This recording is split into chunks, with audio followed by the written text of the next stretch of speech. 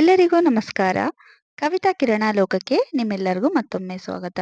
ವರ್ಷದಲ್ಲಿ 24 ಏಕಾದಶಿಗಳು ಬರುತ್ತೆ ಸ್ನೇಹಿತರೆ. ಆದ್ರೆ ಪ್ರತಿಯೊಂದು ಏಕಾದಶಿಗಳನ್ನ ಆಚರಣೆಯನ್ನು ಮಾಡೋದಕ್ಕೆ ಆಗೋದಿಲ್ಲ ಅನ್ನೋರು ಈ ಒಂದೇ ಒಂದು ನಿರ್ಜಲ ಏಕಾದಶಿಯನ್ನ ಆಚರಣೆಯನ್ನ ಮಾಡಿದರೆ 24 ಏಕಾದಶಿಗಳನ್ನ ಆಚರಿಸಿದಷ್ಟೇ ಫಲ ಅನ್ನೋದು ನಿಮ್ಗೆ ಸಿಗ್ತಾ ಹೋಗುತ್ತೆ. ಎಲ್ಲಾ ಏಕಾದಶಿಗಳಿಗಿಂತ ಈ ಏಕಾದಶಿ ತುಂಬಾನೇ ವಿಶೇಷ ಅಂತಾನೆ ಹೇಳ್ಬೋದು. ನಿಜ ಜ್ಯೇಷ್ಠ ಮಾಸದಲ್ಲಿ ಬಂದಿರುವಂತ ನಿರ್ಜಲ ಏಕಾದಶಿ. ಹೆಸರಲ್ಲೇ ಸೂಚಿಸಿರೋ ಹಾಗೆ ನೀರನ್ನು ಕೂಡ ನಾವು ಕುಡಿದೇ ರೀತಿ ನಾವು ಈ ಒಂದು ವ್ರತವನ್ನ ಮಾಡ್ಬೇಕಾಗುತ್ತೆ. ಇದು ತುಂಬಾನೇ ಫಲವನ್ನ ಕೊಡುವಂತ ಒಂದು ಏಕಾದಶಿ ಅಂತಾನೆ ಹೇಳ್ಬೋದು. ನಾವು ಉಪವಾಸವಿದ್ದು ನೀರನ್ನು ಕೂಡ ಕುಡಿಯದೇನೆ ಈ ಒಂದು ವ್ರತವನ್ನ ಈ ಒಂದು ಏಕಾದಶಿಯನ್ನ ಯಾರೆಲ್ಲ ಮಾಡ್ತಾರೋ ಅವರಿಗೆ ವಿಷ್ಣು ಪರಮಾತ್ಮನ ಅನುಗ್ರಹ ದೊರೆಯುತ್ತೆ ಅಂತ ಹೇಳ್ತಾರೆ ಸ್ನೇಹಿತರೆ. ಹಾಗಾಗಿ ಪ್ರತಿಯೊಬ್ರು ಕೂಡ ಈ ಒಂದು ನಿಜ ಜ್ಯೇಷ್ಠ ಮಾಸದಲ್ಲಿ ಬಂದಿರುವಂತಹ ನಿರ್ಜಲ ಏಕಾದಶಿಯನ್ನ ಆಚರಣೆಯನ್ನ ಮಾಡಿ.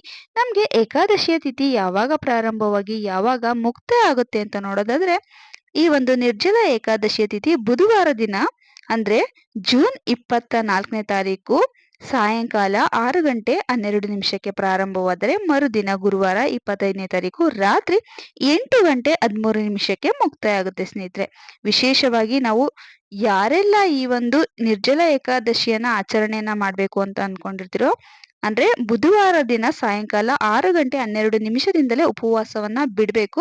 ಅಥವಾ ನೀವು ಆರೋಗ್ಯದ ಸಮಸ್ಯೆ ಏನಾದ್ರು ಇದ್ರೆ ಹಾಲು ಹಣ್ಣನ್ನ ಅಥವಾ ಫಲಹಾರವನ್ನ ನೀವು ಸೇವನೆಯನ್ನ ಮಾಡಿ ಗುರುವಾರ ಅಂತೂ ಕಟ್ಟುನಿಟ್ಟಾಗಿ ನೀವು ನಿರ್ಜಲ ಉಪವಾಸವನ್ನ ಮಾಡಿ ಈ ವ್ರತವನ್ನ ಮಾಡಿದಾಗ ಸಂಪೂರ್ಣ ಫಲ ಅನ್ನೋದು ನಿಮ್ಗೆ ಸಿಗುತ್ತೆ ಸ್ನೇಹಿತರೆ.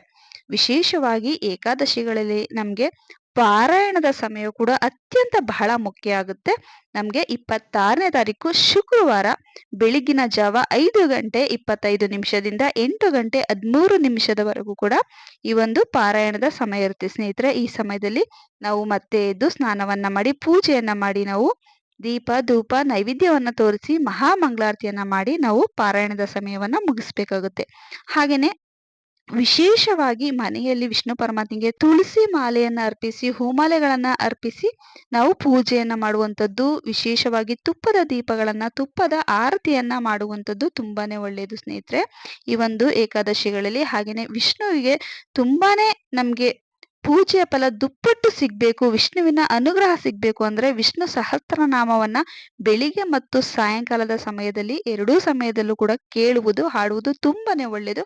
ಹಾಗೆಯೇ ಓಂ ನಮೋ ಭಗವತೆ ವಾಸುದೇವಾಯ ಎಂಬ ಮಂತ್ರವನ್ನು ಕೂಡ ನೀವು ಕೇಳ್ಬೇಕಾಗುತ್ತೆ. ಹಾಗೆಯೇ ವಿಶೇಷವಾಗಿ ವಿಷ್ಣು ಪರಮಾತ್ಮನ ದೇವಸ್ಥಾನಗಳಿಗೆ ಹೋಗಿ ಕುಟುಂಬ ಸಮೇತರಾಗಿ ಹೋಗಿ ಪೂಜೆಯನ್ನ ಮಾಡಿಸಿ ಬರುವಂತದ್ದು ಕೂಡ ತುಂಬಾನೇ ಒಳ್ಳೆಯದು ಸ್ನೇಹಿತರೆ. ಇವತ್ತಿನ ಈ ಚಿಕ್ಕ ಮಾಹಿತಿ ನಿಮ್ಗೆಲ್ಲ ಇಷ್ಟ ಆಗಿದ್ರೆ ನಮ್ಮ ಚಾನಲ್ನ ಸಬ್ಸ್ಕ್ರೈಬ್ ಮಾಡ್ಕೊಂಡು ನೋಡಿ. ಈ ವಿಡಿಯೋನ 4 ಜನಕ್ಕೆ ಶೇರ್ ಮಾಡಿ, ಲೈಕ್ ಕೊಡೋದನ್ನ ಮರಿಬೇಡಿ ಸ್ನೇಹಿತರೆ. ಮುಂದಿನ ವಿಡಿಯೋಗಳಲ್ಲಿ ಇನ್ನು ಹೆಚ್ಚಿನ ಮಾಹಿತಿಯೊಂದಿಗೆ ಸಿಗೋಣ. ಅಲ್ಲಿವರೆಗೂ ನಮ್ಮ ಚಾನಲ್ ಇರೋ ಪ್ರತಿಯೊಂದು ಉಪಯುಕ್ತ ಮಾಹಿತಿ ನೋಡ್ತೀರಿ, ನಮ್ಗೆ ಹೀಗೆ ಸಪೋರ್ಟ್ ಮಾಡ್ತೀರಿ.